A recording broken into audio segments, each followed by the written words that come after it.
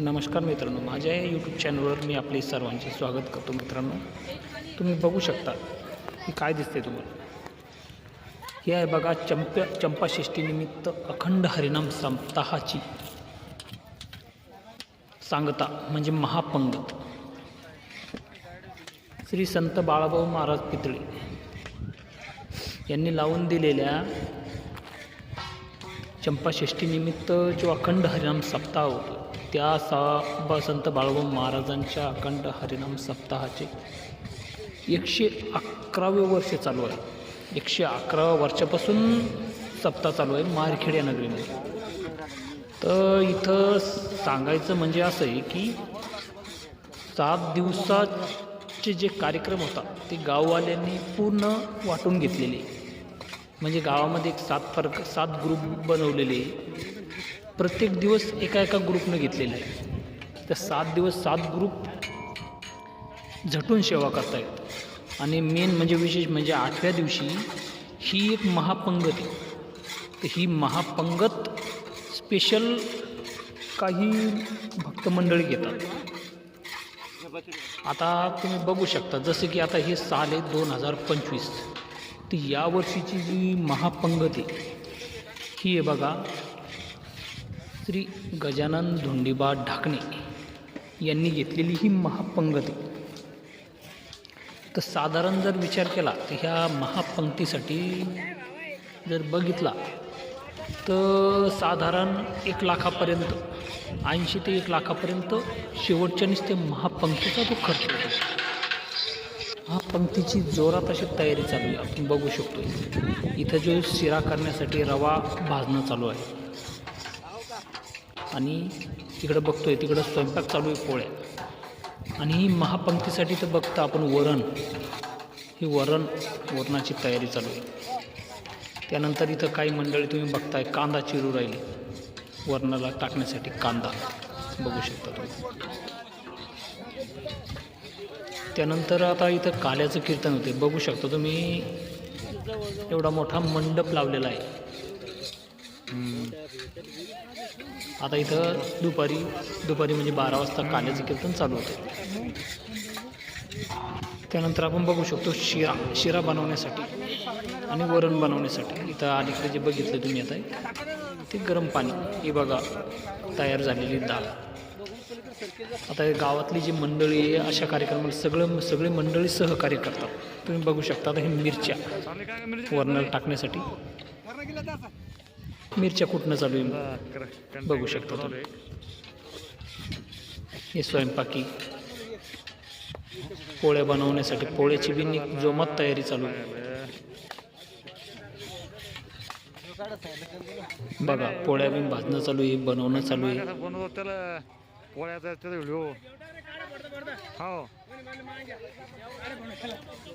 तर हे जे कार्यक्रम आहेत, या कार्यक्रमात गावकरी मंडळी झटून कार्य करतात.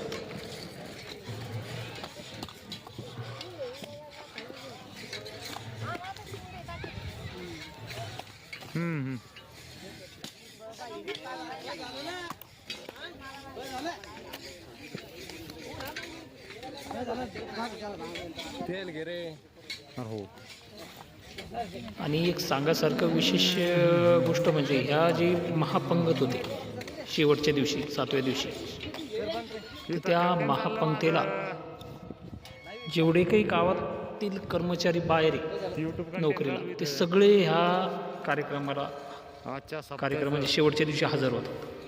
तुम्ही बघू शकता. आता पोळ्याची जोमात तयारी, सर्व अशी गावकरी मंडळी झटून कार्य करतायत. आणि आता इथं बघता तुम्ही आता थोड्याच वेळात इथं काल्याचं कीर्तन चालू होणार.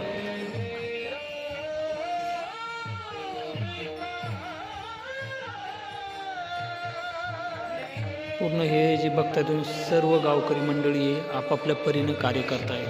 कोणी वरण, कोणी अजून काही भरपूर काही. आता तुम्ही बघू शकता काल्याचं कीर्तन आता चालू झालेलं चालू होणार आहे.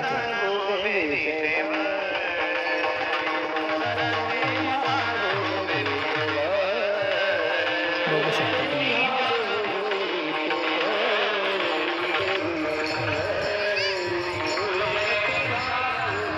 आता हे बघू शकतो आपण, हे रक्तदान शिबिर.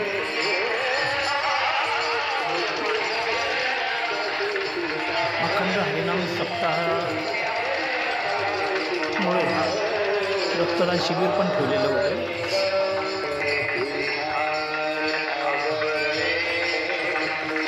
आता ही पब्लिक नेमकी थोडी जमू राहिलेली आहे, अजून पब्लिक येणे चालू आहे.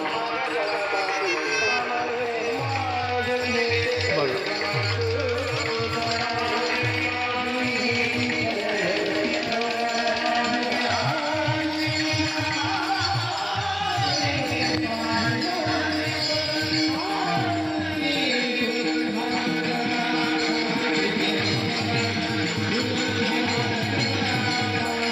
बघू शकता, असे गोड असे अभंग गात आहेत.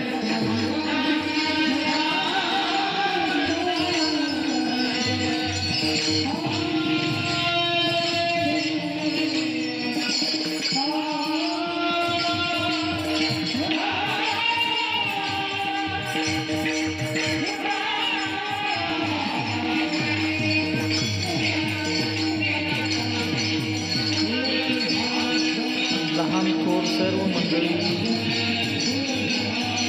या अखंड हरिनाम सप्ताहाच्या शेवटच्या दिवशी सांगता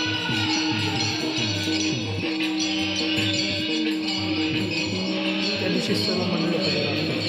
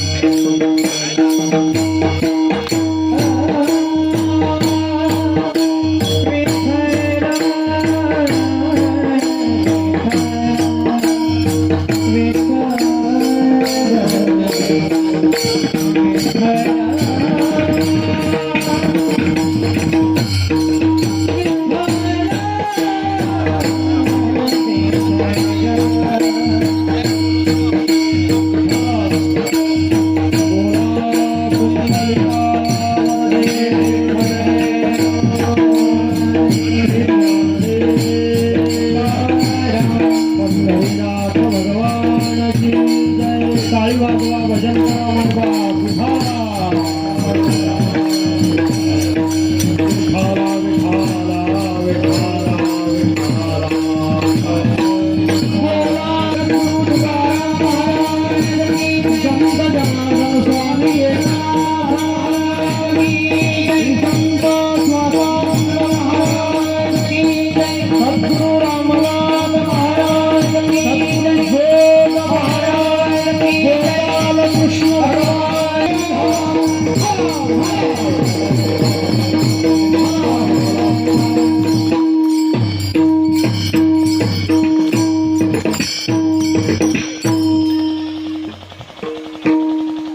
चुरा चुरा कर माखण खाया, चुरा चुरा कर माखण खाया, गौलन कानंद कुंवर कन्हैया, काहे बराई दिखावत मोही, जानत हो प्रभु पण तेरा सबही।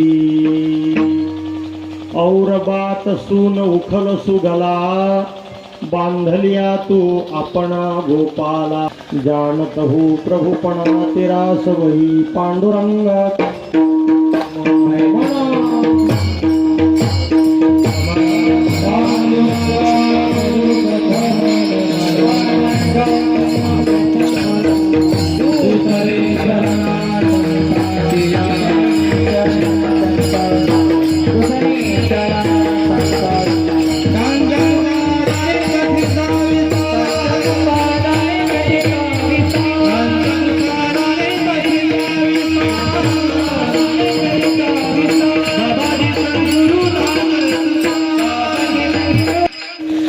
देवाचे अनेक अवतार आहे। अंश अवतार, अंश अवतार, कला अवतार, आवेश अवतार, पूर्ण अवतार आणि परिपूर्ण अवतार। परिपूर्ण अवतार, पूर्ण अवतार रामकृष्ण।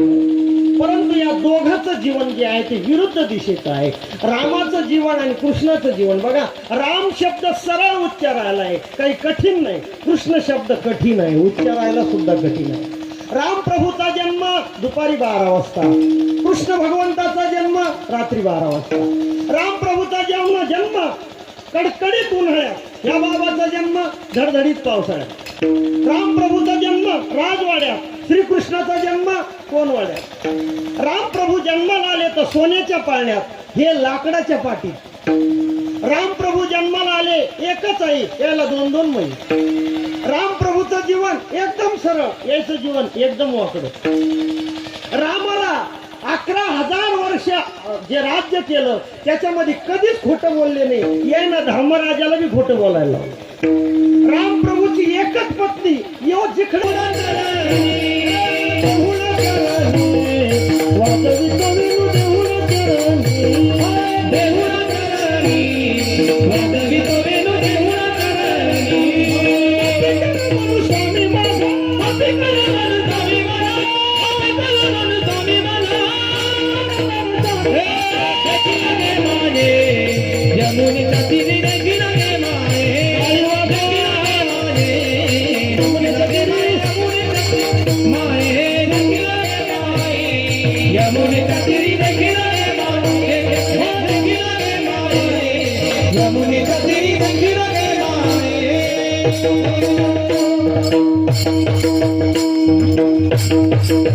हा उभा राहिला तरी असं उभा राहिला पाहिजे, असं उभा अष्टम अवतार गोंगोळी जन्माला वनमाळी, चालू कंसाची मंडळी चालून केली होळी।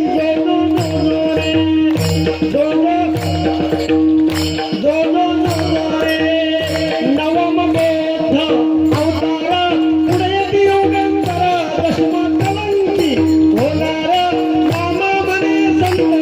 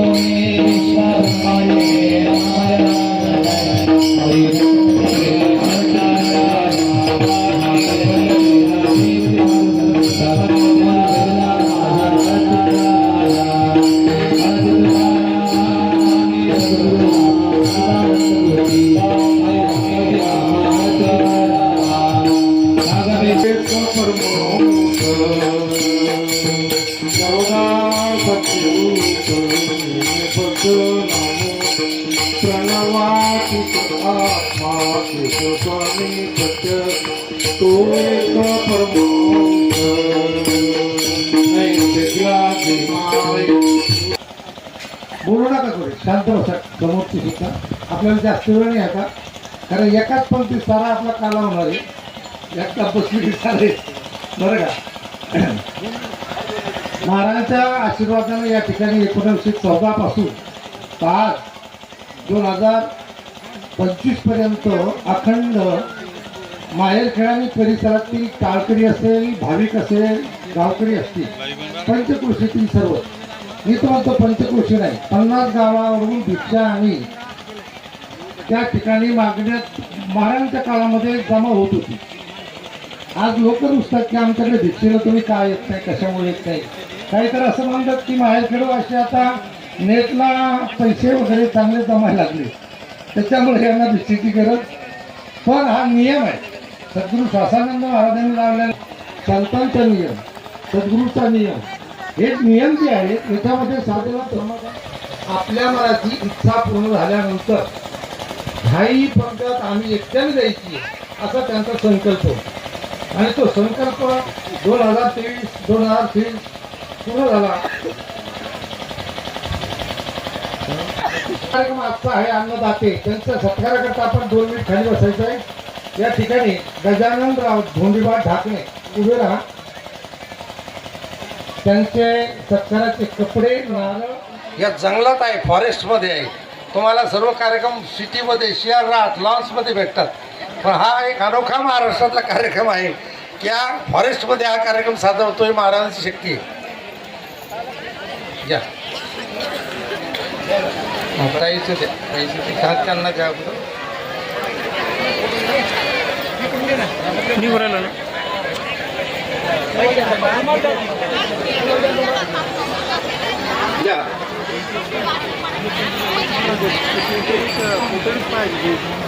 या ठिकाणी 2 मिनिटं सरपंच इथले जे आहेत प्रथम नागरिक ते इथल्या विशेष कार्यक्रमाबद्दल आणखी एक कार्यक्रम 5, 6 आणि 7, 8 तारखेला होतोय त्याबद्दल ते बोलतायत. या सरपंच वसाजी भाऊ वाघ.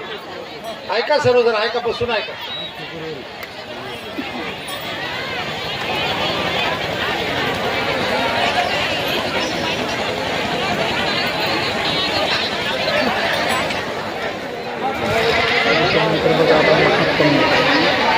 चालू आहे. काही मंडळी जेवण उठलेली आहे.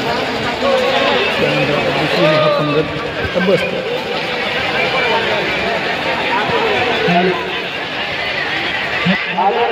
अशा प्रकारे गावाची मंडळी व आजूबाजूची जी काही मंडळी पूर्ण ह्या कार्यक्रमाला वाढण्यासाठी सहकार्य करतात.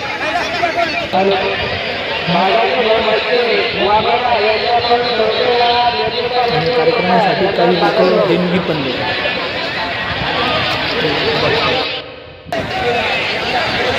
तर मित्रांनो, व्हिडिओ आवडला असेल तर व्हिडिओला लाईक आणि चॅनलला सबस्क्राईब करायला विसरू नका.